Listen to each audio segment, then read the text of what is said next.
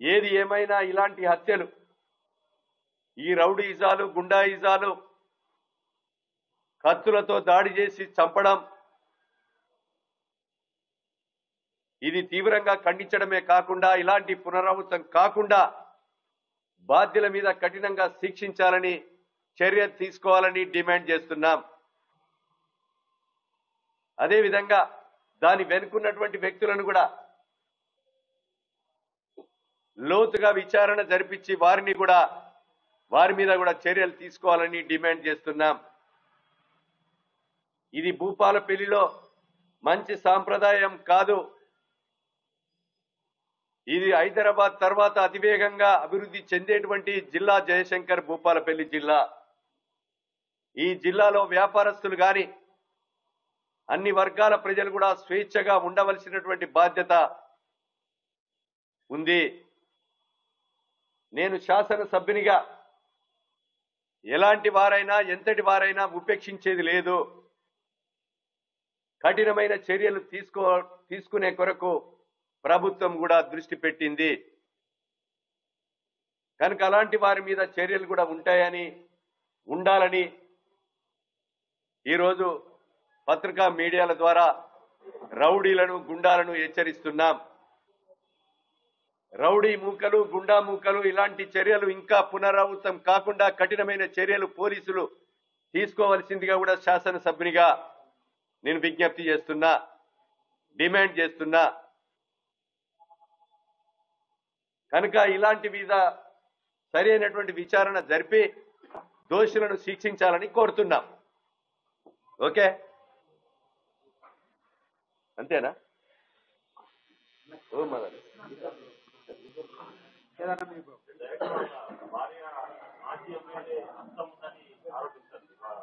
ఇప్పుడు నేను చెప్పాను కదా, దాని వెనుక ఎవరి హస్తం ఉన్నా అవసరమైతే సిబిసిఐడి విచారణ జరిపి మనం అనవసరంగా పేర్లు పెట్టడం భావ్యం కాదు. నా ఆలోచన ఏంటంటే డిమాండ్ చేస్తున్నాం, కోరుతున్నాం. మా కోమటిరెడ్డి వెంకరెడ్డి గారు కూడా కోరారు, మంత్రి. నేను కూడా కోరుతున్నా. అలాంటప్పుడు అది దీనికి దాని వెనకే ఏమూట ఉంది? ఎవరన్నా హత్య చేసిపోయి వీళ్ళను సరెండర్ కమ్మని చెప్పారా? లేకపోతే ఎవరన్నా వెనుక ఉండి ఇది చేయించారా?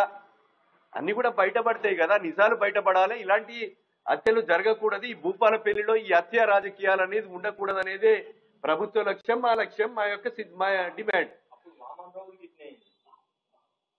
అది ఏదైనా కానీ భూపాలపల్లి జయశంకర్ జిల్లాలో ఈ హత్య మొదటిది.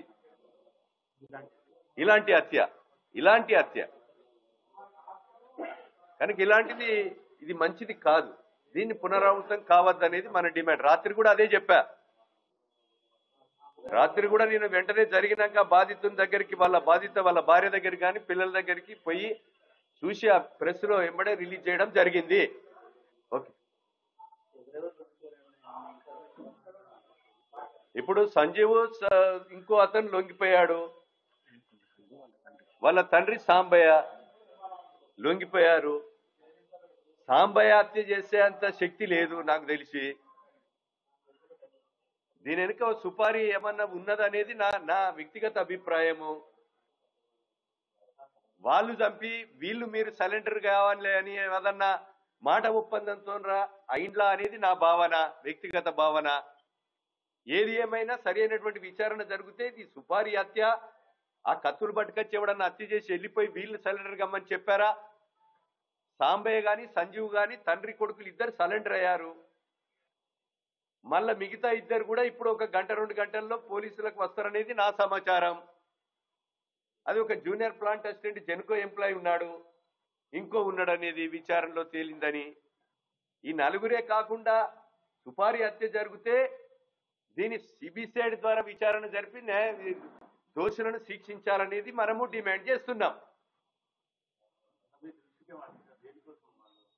దేని కొరకు నాకు అవన్నీ తెలియదు. అది ఇప్పుడు వ్యక్తిగత విషయాలు ఏది ఏమున్నా హత్య చేయడం సరైనది కాదు. ఈ భూ తగాదాలనుకో ఇంకోటనుకో ఏదేమైనా కూడా ఒక మనిషిని హత్య చేయించడము, హత్య చేయడము సరైనది కాదు. ఇది చట్టవిరుద్ధం. ఇది ప్రజాస్వామ్యం ఉంది.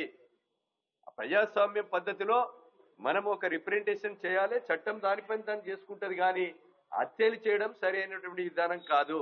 భూమి తగాదాలు, అక్రమంగా భూమి తగాదాలు ఎవడు చేసుకున్నా, వీడు చేసుకున్నా, ఆడు చేసుకున్నా, ఇంకోటి చేసుకున్నా, ఏ వ్యక్తి చేసుకున్నా కూడా దానికి ఒక చట్టముకు లోబడి పనిచేయవలసినటువంటి బాధ్యత మన మీద, అందరి మీద ఉంది.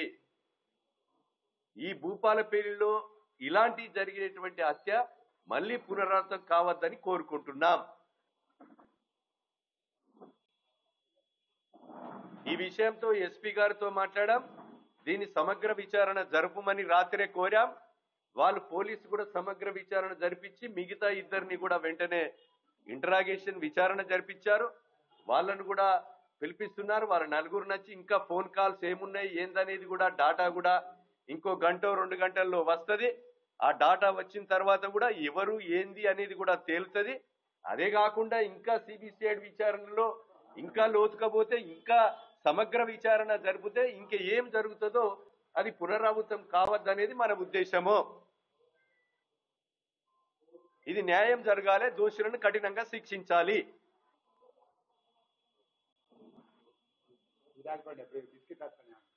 బిస్కెట్ వస్తే కానీ వాళ్ళు ఏదన్నా అడుగుతారు. ఇంకా చెప్పాలని చెప్పిన. అరే ఏ తగాదన్నా కానీ పై పోలీస్ విచారణలో తేలుతుంది. ఏ తగాదైతే సమ్మయ్యది తప్పైతే సమ్మయ్యను శిక్షించడానికి ఒక చట్టం ఉంది కదా. సమ్మయ్యను పొడిచడానికి ఏమన్నా అధికారం ఉందా? నేను చెప్పా కదా అదే విషయము.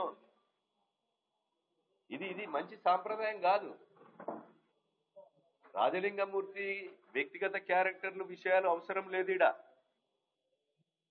మనము హత్య జరిగింది, వెంబడే పోయినాము. ఒక శాసనసభ్యునిగా తీవ్రంగా ఖండించినాం. ఇలాంటి పునరావృతం కావద్దని మీ ద్వారా కూడా కోరుతున్నాం.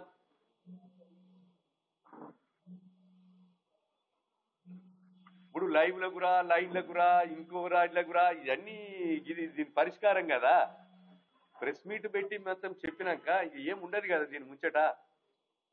ఎమ్మెల్యే గారు మీ అభిప్రాయం చెప్పు, నా అభిప్రాయం చెప్పు అని నిన్న V6 మా సంతోష్ వచ్చిండు, రాత్రి వాయి తీసుకున్నాడు. మళ్ళా బిగ్ టీవీ వచ్చి లైవ్ కు రా అన్నారు. ఏమున్నది లైవ్ కి వచ్చేది? ఇదైతే మొత్తం అదే ఇప్పుడు నేను చెప్పేది కూడా లైవే కదా. లైవే, ఇది కూడా లైవే అన్నా. నేను చెప్పేది కూడా సమగ్ర విచారణ జరిపి దోషులను కఠినంగా శిక్షించాలి.